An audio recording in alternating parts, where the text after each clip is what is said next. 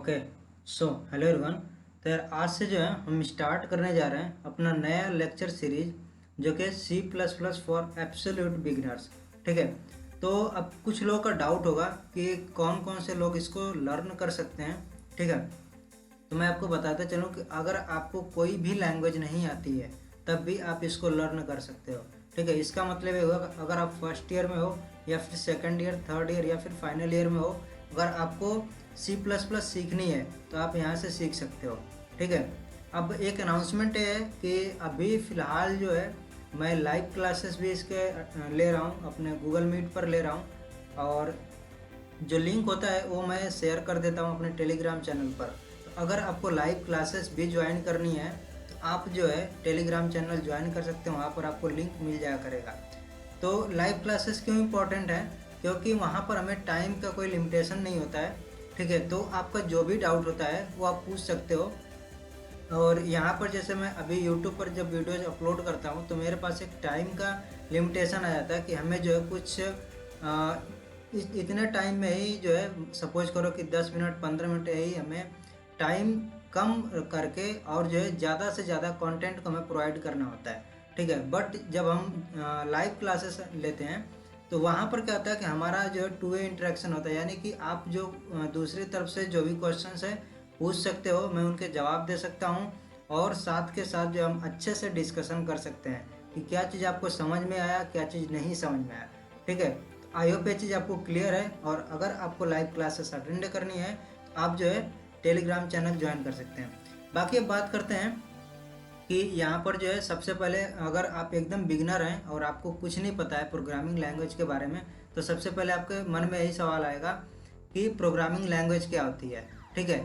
और फिर आप ये भी सोचोगे कि यार कुछ लोगों को जिनको पता होगी प्रोग्रामिंग लैंग्वेज वो सोचेंगे कि मैंने तो सी लर्न नहीं किया, जैसा कि मोस्टली होता है हमारे कॉलेजेस में।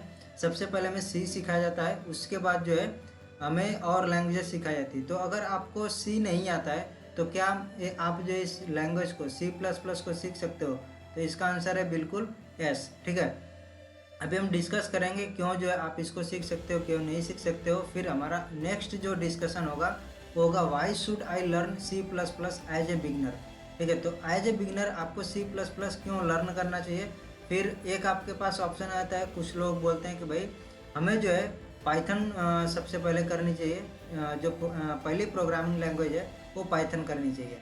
बट पाइथन करनी चाहिए नहीं करनी चाहिए इसका भी हम डिस्कस करेंगे। फिर हमारा नेक्स्ट है should I need high and PC, मतलब कि अगर आपको प्रोग्रामिंग करना है तो क्या आपको जो एक काफ़ी अच्छा प्रोसेसर वाला एक लैपटॉप या फिर कोई आपका लैपटॉप होना चाहिए, उसमें एक अच्छा ग्राफिक्स कार्ड होना चाहिए, उसमें ज़्यादा से ज़्यादा रैम होना चाहिए। ये सारी चीज़ें रिक्वायर्ड हैं या नहीं है। ठीक है। तो ये सभी हम डिस्कस करेंगे। और फिर हमारा डिस्कशन होगा कि हम जो है कैसे कोई भी प्रोग्रामिंग लैंग्वेज काफ़ी अच्छे से कम टाइम में एफिशिएंटली सीख सकते हैं। और ये जो हमारा टॉपिक है ये हमारा नेक्स्ट टॉपिक है, नेक्स्ट लेक्चर में आएगा कि हमारे सी और सी प्लस प्लस में क्या डिफरेंस है, या फिर आप जो है दूसरे टर्म्स में आप बोल सकते हो कि प्रोसीजरल और ऑब्जेक्ट ओरिएंटेड प्रोग्रामिंग में क्या डिफरेंस होता है। और आज की डेट में काफ़ी लोगों को ये चीज़ नहीं पता होता है कि हमारा इसका क्या डिफरेंस है। ठीक है। और वो सिर्फ जो है जो भी यहाँ पर या तो बुक में पढ़ लेंगे या फिर जो गूगल कर लेंगे, जो भी उनको पढ़े वो पढ़ लिए उसको रट लेते हैं और वही जो है रटे रटे जो है कोई पूछता है तो बता देते हैं। बट ये चीज़ है समझने वाली। अगर आप एक बार इसको समझ लिए तो आपको कभी भी इसको रटने की ज़रूरत नहीं पड़ेगी। हमारा प्रोसीजरल और ऑब्जेक्ट ओरिएंटेड प्रोग्रामिंग लैंग्वेज क्या होती है। ठीक है।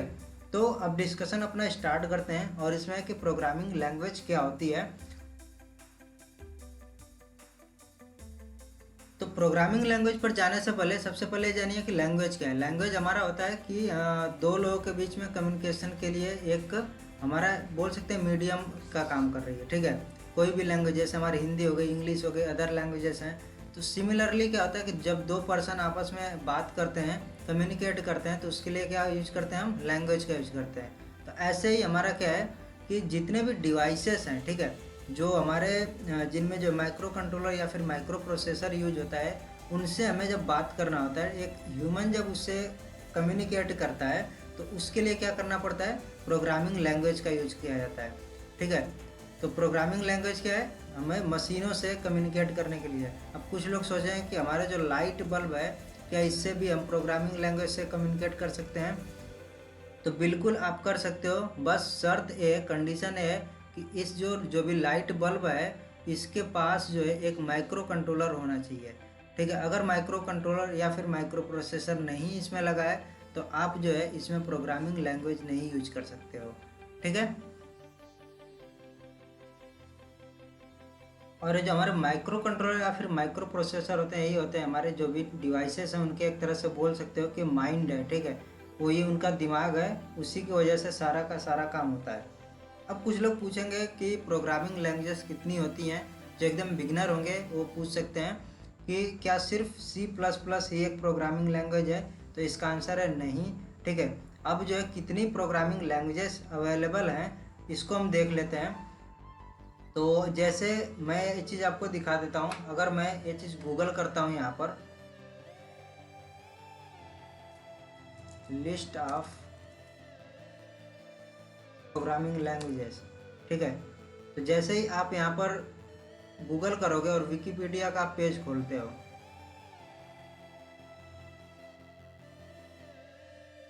तो आपको जो है बहुत ही ज़्यादा प्रोग्रामिंग लैंग्वेजेस यहाँ पर देखने को मिलेंगी। जैसे यहाँ पर देखिए ए से स्टार्ट होने वाली कितनी प्रोग्रामिंग लैंग्वेजेस हैं, ऐसे ही बी से स्टार्ट होने वाली, फिर सी से। ठीक है, तो C++ आपका सी से स्टार्ट होता है, यहाँ पर है। ठीक है, ऐसे ही आपका डी से, फिर ई से एफ, जी, एच, आई, जे, के, मतलब ये सब आपकी प्रोग्रामिंग लैंग्वेजेस हैं। तो क्या जो है आपको सभी की सभी प्रोग्रामिंग लैंग्वेजेस सीखने की ज़रूरत है या फिर ज़रूरत पड़ेगी? तो इसका आंसर है नहीं। क्यों नहीं ज़रूरत पड़ेगी? क्योंकि देखिए, अब जैसे कि आज की डेट में जो है ह्यूमन जो कम्युनिकेशन के लिए जो लैंग्वेज यूज होती है वो भी बहुत ही ज़्यादा है। ठीक है, हिंदी, इंग्लिश, भोजपुरी, तमिल, कन्नड़, ठीक है, मलयालम, ये अलग अलग लैंग्वेजेस हैं। तो क्या जो है आपको सभी लैंग्वेज सीखने की ज़रूरत पड़ती है? तो आप बोलोगे नहीं। क्यों नहीं पड़ती? क्योंकि आपका जो है कभी वैसा काम नहीं हुआ। अगर आपको साउथ में जाना हुआ, वहाँ के लोगों के साथ कम्युनिकेट करना पड़ा, तो या तो आपको इंग्लिश आनी चाहिए या फिर जो उनके जो वहाँ के रीजनल लैंग्वेज है वो आनी चाहिए। ठीक है, तो आपको वो लैंग्वेजेस सीखनी पड़ेंगी। तो इसका मतलब हुआ कि हर लैंग्वेज का एक अलग ही काम है। ठीक है, उनके बोल सकते हो कि प्लस पॉइंट हैं कुछ के, सभी लैंग्वेज के कुछ प्लस पॉइंट हैं और कुछ माइनस पॉइंट है। ऐसे हमारी प्रोग्रामिंग लैंग्वेजेस है, इन सभी लैंग्वेजेस के कुछ प्लस पॉइंट है, कुछ माइनस पॉइंट है। तो प्लस पॉइंट वहाँ पर है कि वो किस लिए यूज की जानी है। ठीक है, जो भी लैंग्वेज है उसके कुछ ना कुछ प्लस पॉइंट है, और वो प्लस पॉइंट वही है कि उसको किस लिए यूज करना है, किस पर्पज से वो लैंग्वेज बनाई गई है। ठीक है, तो ये चीज़ें हो गई आपकी कि प्रोग्रामिंग लैंग्वेज सबसे पहले तो क्या है और कितनी प्रोग्रामिंग लैंग्वेजेस हैं और कौन सी आपको प्रोग्रामिंग लैंग्वेज सीखनी चाहिए। ठीक है, तो अगेन मैं बोलूँगा कि C++ आपको सबसे पहले सीखनी चाहिए। या तो आप C सीख लो या फिर आप C++ सीखो। ठीक है, तो अगेन जो है यही हमारा सवाल है कि can I learn C++ if I have not learn C before. ठीक है, तो अगर आपने C पहले नहीं सीखे तो क्या आप C++ यहाँ पर सीख सकते हो? तो अगेन जो है आप जो है C++ को सीख सकते हो। अगर आपको बहुत ही बिगिनर लेवल से चीज़ें मिल जाती हैं तो आप सीख सकते हो, कोई इसमें टेंशन वाली बात नहीं है। ठीक है, और आप बहुत अच्छे से सीख सकते हो। बस ये है कि आपको जो है प्रैक्टिस करते रहना है, जो भी चीज़ें हैं, जो भी कॉन्सेप्ट हैं, उन सभी पे। अब हमारा फिर आता है कि why should I learn C++ as a beginner.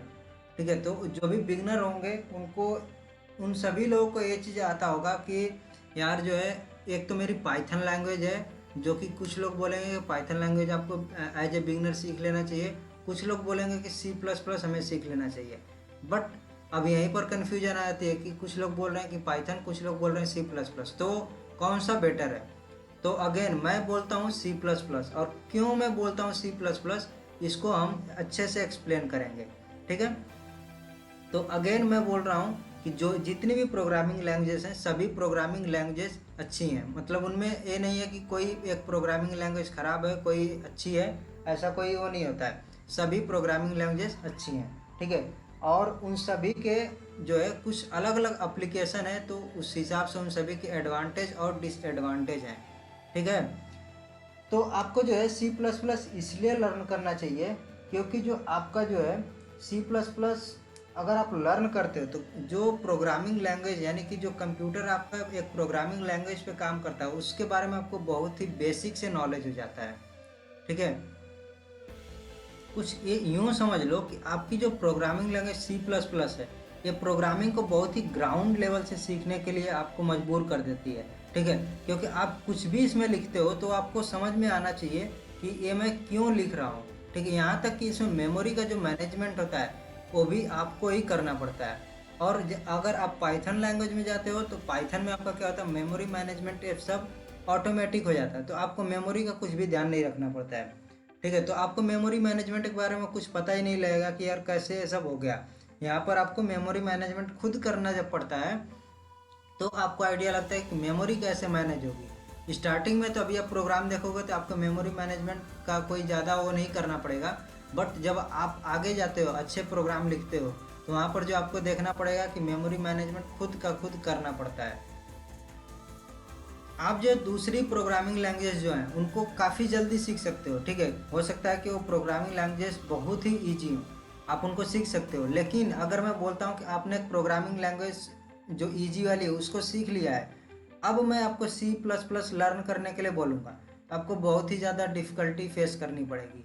But अगर आपने सी प्लस प्लस पहले सीखा है, फिर मैं बोलूँगा कि यार वो जो ईजियर लैंग्वेजेस हैं उनको सीख लो, तो वो आप जो बहुत ही कम टाइम में, मतलब कि यूँ समझो कि अगर जो है आप उसमें x amount of time starting में लगाए थे, तो अब जो है आपको जो x/4 x/8 इस तरह का टाइम, इतना इससे भी कम टाइम देना पड़ सकता है और बहुत ही अच्छे से वो सारी चीज़ें क्लियर हो जाएंगी जो भी कॉन्सेप्ट है उनके।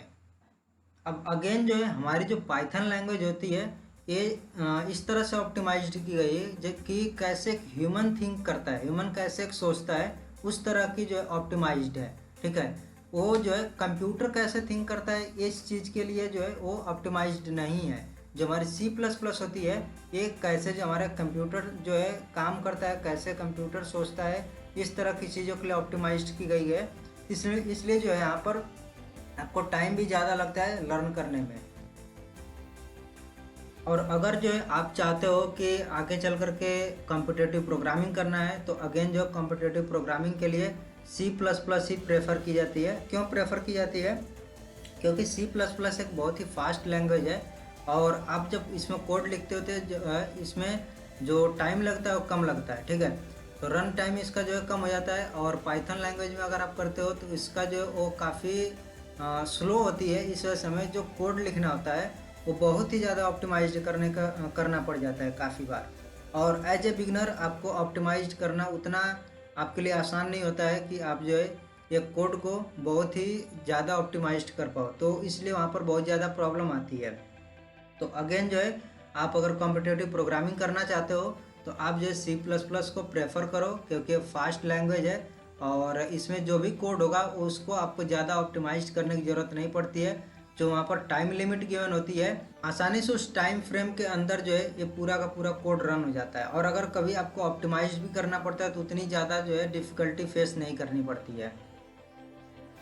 और अगर आप जो है आगे जा कर के सपोज करो कि एम्बेडेड डिवाइसेस पर काम करना चाहते हो कि आपको, जैसे आप इलेक्ट्रॉनिक्स के बंदे हो और आपको एम्बेडेड डिवाइसेस पर काम करना है, तो अगेन जो है वहाँ पर हमारी जो लैंग्वेज प्रेफर की जाती है कोडिंग के लिए, माइक्रो कंट्रोलर वगैरह के कोडिंग के लिए सी या फिर सी प्लस प्लस। ठीक है, तो अगर आपको सी आती है तब भी आप वहाँ पर कोड कर लोगे या फिर आपको सी प्लस प्लस आती है तब भी आप वहाँ पर कोड कर लोगे। ठीक है, तो ये दो चीज़ें हैं कि अगर आप आगे किस फील्ड में जाना चाहते हो फिर उसके अकॉर्डिंग भी आप इसको चूज कर सकते हो। अब जो है कुछ लोग बोलेंगे कि एम्बेडेड डिवाइसेस जो हमारे होते हैं या फिर माइक्रो कंट्रोलर वगैरह उनके लिए जो है हम सी या सी प्लस प्लस ही लैंग्वेज क्यों यूज करते हैं, अदर लैंग्वेज क्यों नहीं यूज करते हैं? तो उसका एक सिंपल सा आंसर होता है, जो हमारी एम्बेडेड सिस्टम्स होते हैं, ठीक है, तो उनके पास क्या होता है कि लो पावर डिवाइसेस हैं वो, और उनका कंप्यूट पावर भी काफ़ी कम होता है, उनके पास मेमोरी कम है, उनका जो सीपीयू है वो भी लिमिटेड होता है। तो वहाँ पर हम कोई ऐसी लैंग्वेज नहीं यूज कर सकते हैं कि उसके लिए प्रोसेसिंग पावर बहुत ज़्यादा चाहिए, उसके लिए मेमोरी ज़्यादा चाहिए हो। ठीक है, तो हमें कोई एक ऐसी लैंग्वेज चूज करनी होती है जो कि काफ़ी फास्ट हो, वो जो स्पेस कम ले, ठीक है। तो इसलिए हम जो है सी या सी प्लस प्लस का यूज करते हैं। और आपको मैंने बता दिया है कि सी या फिर सी प्लस प्लस, ठीक है, ये बहुत ही फास्ट लैंग्वेज है। तो इसी वजह से हमारा यही मेन रीज़न है कि हम जो है एम्बेडेड सिस्टम के लिए सी या फिर सी प्लस प्लस को ही प्रेफर करते हैं। अब जो हमारी जो सी प्लस प्लस लैंग्वेज है, इसमें लाइब्रेरी का सपोर्ट उतना नहीं मिलता है जितना कि हमें पाइथन और जावा में मिल जाता है, ठीक है। तो इसलिए जो मैक्सिमम कोड होता है वो खुद आपको ही करना पड़ता है, जिसकी वजह से आपका क्या होता है कि कोई भी कोड आप लिखते जाते हो, और जितना आप कोड लिखोगे उतना आपको प्रोग्रामिंग लैंग्वेज हो, उतना जो है उस प्रोग्रामिंग लैंग्वेज में आप बढ़िया होते जाते हो, ठीक है। तो आपको क्या करना पड़ता है, आपको जो लॉजिक वगैरह खुद ही बिल्ड करना पड़ता है वहाँ पर। तो आपकी जो लॉजिक बिल्डिंग स्किल है और आपकी जो प्रोग्रामिंग की स्किल है वो सब डेवलप होती जाती है, ठीक है। और अगर आप पाइथन में चले जाओ या फिर जावा में चले जाओ, तो वहाँ पर आपका क्या होता है कि काफ़ी ज़्यादा आपको लाइब्रेरी का सपोर्ट मिल जाता है, जिससे आपको आइडिया नहीं लगता है कि एक्चुअल में बैकएंड पे क्या हो रहा है, कैसे जो ये चीज़ हमारा ये फंक्शन कैसे काम कर रहा है, ठीक है। तो इसलिए अगेन जो है मैं बोलता हूँ कि सी प्लस प्लस को इसलिए प्रेफर करो कि आपकी जो प्रोग्रामिंग की स्किल है यानी लॉजिक बिल्डिंग स्किल है वो अच्छे से डेवलप हो सके।